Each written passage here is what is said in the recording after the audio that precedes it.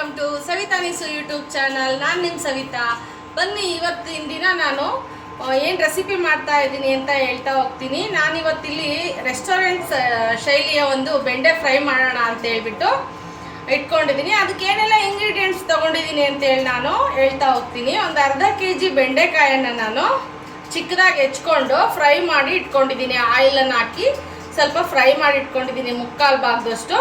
ಹಾಗೆಯೇ ಒಂದು 3 ಈರುಳ್ಳಿನ ಚಾಪ್ ಮಾಡಿ ಇಟ್ಕೊಂಡಿದ್ದೀನಿ. ಹಾಗೆ ಒಂದು 3 ಟೊಮೆಟೊನು ಕೂಡ ನಾನು ಚಾಪ್ ಮಾಡಿದ್ದೀನಿ. ಒಗ್ಗರಣೆಗೆ ಒಂದು 3 ಹಸಿಮೆಣ್ಸಿನ್ಕಾಯನ್ನು ನಾನಿಲ್ಲಿ ಚಾಪ್ ಮಾಡಿದ್ದೀನಿ. ಒಂದು 2-3 ಬೆಳ್ಳುಳ್ಳಿನ ನಾನು ಈ ಥರ ಸಿಪ್ಪೆ ಎಲ್ಲ ಸುಲ್ಕೊಂಡು ಜಜ್ಕೊಂಡು ಇಟ್ಕೊಂಡಿದ್ದೀನಿ. ಹಾಗೆಯೇ ಒಂದು 2 ಇಂಚು ಶುಂಠಿನೂ ಕೂಡ ತಗೊಂಡಿದ್ದೀನಿ. ಜೊತೆಗೆ ಕೊತ್ತಂಬರಿ ಸೊಪ್ಪನ್ನು ಯೂಸ್ ಮಾಡ್ತಾ ಇದ್ದೀನಿ. ಅದಕ್ಕೆ ಒಗ್ಗರಣೆಗೆ ಎಲ್ಲ ಏನು ತಗೊಂಡಿದ್ದೀನಿ, ಸಾಸಿವೆ ತಗೊಂಡಿದ್ದೀನಿ, ಜೀರಿಗೆ ತಗೊಂಡಿದ್ದೀನಿ, ಹಾಗೆಯೇ ಮಸಾಲ ಪೌಡ್ರ್ ತಗೊಂಡಿದ್ದೀನಿ, ಅಚ್ಕಾರದ ಪುಡಿ ತಗೊಂಡಿದ್ದೀನಿ, ಮತ್ತು ಅರಿಶಿನ ತಗೊಂಡಿದ್ದೀನಿ. ರುಚಿಗೆ ತಕ್ಕಷ್ಟು ಉಪ್ಪನ್ನು ಬಳಸ್ತಾ ಇದ್ದೀನಿ. ಜೊತೆಗೆ ಒಗ್ಗರಣೆಗೆ ಒಂದು 4-5 ಟೇಬಲ್ ಸ್ಪೂನ್ ಆಯಿಲನ್ನು ಹಾಕ್ತಾ ಇದ್ದೀನಿ. ಬನ್ನಿ ಇವಾಗ ಬೆಂಡೆ ಫ್ರೈ ಮಾಡೋಣ. ಮೊದಲಿಗೆ ನಾನು ಒಂದು ಪ್ಯಾನನ್ನು ಇಟ್ಕೊಂಡಿದ್ದೀನಿ. ಇಲ್ಲಿ ನಾನು ಒಂದು 4-5 ಟೇಬಲ್ ಸ್ಪೂನಷ್ಟು ಎಣ್ಣೆನ ಹಾಕೊತಾ ಇದ್ದೀನಿ. ಸ್ವಲ್ಪ ಎಣ್ಣೆ ಬಿಸಿ ಆಗಲಿ. ನಂತರ ನಾವು ಇವಾಗ ಸಾಸಿವೆ ಹಾಕೊಳ್ಳೋಣ. ಹಾಗೆ ಜೀರಿಗೆನೂ ಹಾಕ್ತಾ ಇದ್ದೀನಿ. ಸ್ವಲ್ಪ ಚಟ್ಪಟ ಅಂತ ಸಿಡಿಲಿ ಇದು. ಇವಾಗ ಮೊದಲು ನಾವು ಬೆಳ್ಳುಳ್ಳಿನ ಫ್ರೈ ಮಾಡ್ಕೊಳ್ಳೋಣ.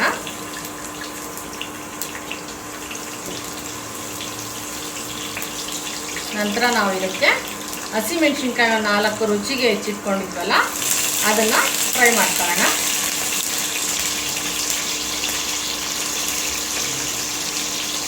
ಇವಾಗ ಇದಕ್ಕೆ ಈರುಳ್ಳಿ ಎಲ್ಲ ಕಟ್ ಮಾಡಿ ಇಟ್ಕೊಂಡಿದ್ವಲ್ಲ ಅದನ್ನು ಕೂಡ ಫ್ರೈ ಮಾಡೋಣ.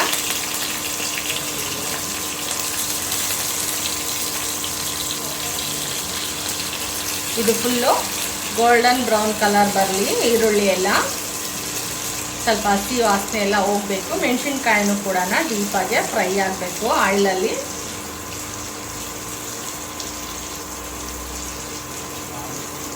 ಇವಾಗ ಈರುಳ್ಳಿ ಫ್ರೈ ಆಗ್ತಾ ಇದೆ. ಅದರೊಟ್ಟಿಗೆ ನಾವು ಈಗ ಟೊಮೆಟೊನ ಹೆಚ್ಕೊಂಡಿದ್ವಲ್ಲ ಅದನ್ನು ಕೂಡ ಸೇರಿಸಿ ಫ್ರೈ ಮಾಡೋಣ. ಟೊಮೆಟೊ ಸಾಫ್ಟ್ ಆಗಬೇಕು ಅಂದರೆ ಏನು ಮಾಡಬೇಕು, ಅರಿಶಿನ ಹಾಕಬೇಕು, ಸ್ವಲ್ಪ ಉಪ್ಪನ್ನು ಸೇರಿಸ್ಬೇಕು. ಬನ್ನಿ ಇವಾಗ ಸ್ವಲ್ಪ ಅರಿಶಿನ ಪುಡಿನ ಹಾಕೋಣ.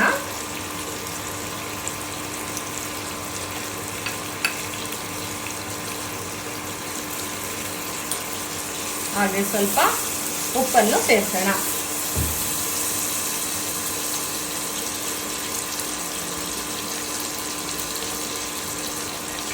ಇದನ್ನ ಸ್ವಲ್ಪ ಹೊತ್ತು ಫ್ರೈ ಮಾಡೋಣ. ಸ್ವಲ್ಪ ಸಾಫ್ಟ್ ಆಗಿ ಟೊಮೆಟೊ.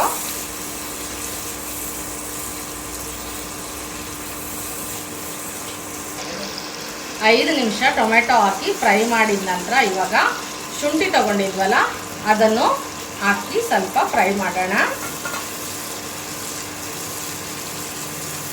ಇವಾಗ ಇದಕ್ಕೆ ನಾವು ಏನು ಅರ್ಧ kg ಅಷ್ಟು ಬೆಂಡೆಕಾಯಿನ ಚಿಕ್ಕದಾಗಿ ಎತ್ಕೊಂಡು ನಾವು ಎಣ್ಣೆಯಲ್ಲಿ ಹುರ್ಕೊಂಡು ಇಟ್ಕೊಂಡಿದ್ವಲ್ಲ ಅದನ್ನು ಇದಕ್ಕೆ ಸೇರಿಸೋಣ.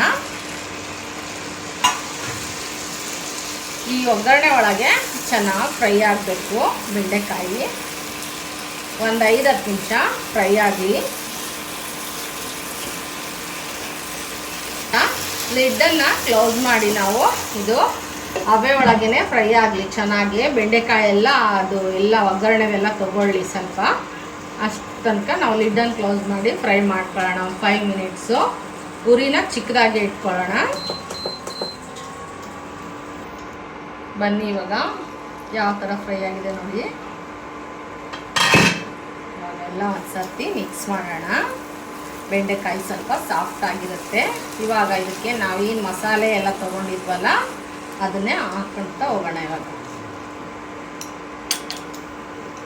ಬನ್ನಿ, ಒಂದು ಅಚ್ಕಾರದ ಪುಡಿನ ನಾವು 4 ಹಸಿಮೆಣ್ಸಿನ್ಕಾಯಿ ಹಾಕಿರೋದ್ರಿಂದ ಒಂದು 3/4 ಟೇಬಲ್ ಸ್ಪೂನ್ ಅಷ್ಟು ನಾವು ಖಾರದ ಪುಡಿನ ಹಾಕೋಣ.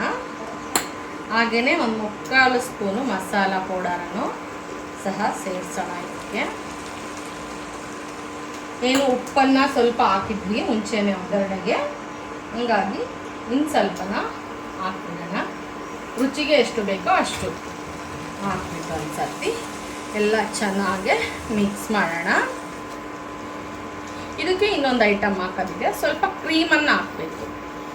ಕ್ರೀಮ್ ಹಾಕಿದರೆ ಚೆನ್ನಾಗಿರುತ್ತೆ, ಫ್ರೈ ಟೇಸ್ಟಿಯಾಗಿರುತ್ತೆ. ಇದು ಸ್ವಲ್ಪ ಒಂದು 2 ನಿಮಿಷ ಮಸಾಲೆ ಎಲ್ಲ ಕುಡ್ಕೊಂಡು ಫ್ರೈ ಆಗಲಿ. ಇನ್ನೊಂದು ಸಾರಿ ಲಿಡ್ಡನ್ನು ಕ್ಲೋಸ್ ಮಾಡೋಣ.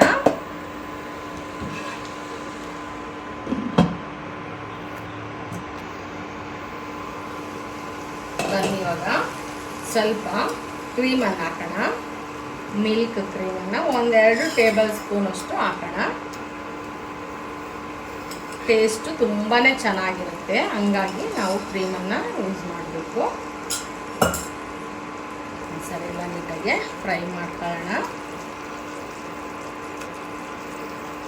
ನೋಡ್ತಾ ಇರ್ಬೋದು ನೀವು ಟೆಕ್ಸ್ಚರ್ ಎಷ್ಟು ಚೆನ್ನಾಗಿ ಕಾಣಿಸ್ತಾ ಇದೆ ಅಂತ.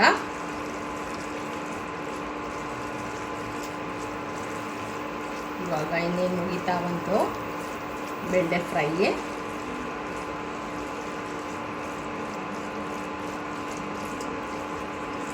ಸ್ವಲ್ಪ ಕೊತ್ತಂಬರಿ ಸೊಪ್ಪನ್ನು ಸೇರಿಸಿ ಸ್ಟವನ್ನು ಆಫ್ ಮಾಡೋಣ.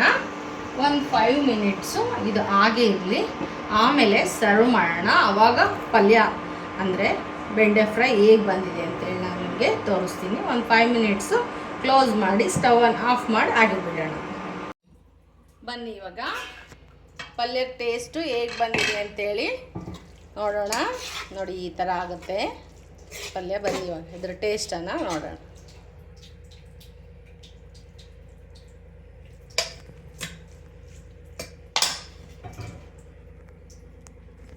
ಬನ್ನಿ ಇವಾಗ ಟೇಸ್ಟ್ ಹೇಗೆ ಬಂದಿದೆ ಬೆಂಡೆ ಫ್ರೈದು ಅಂತೇಳಿ ನೋಡೋಣ.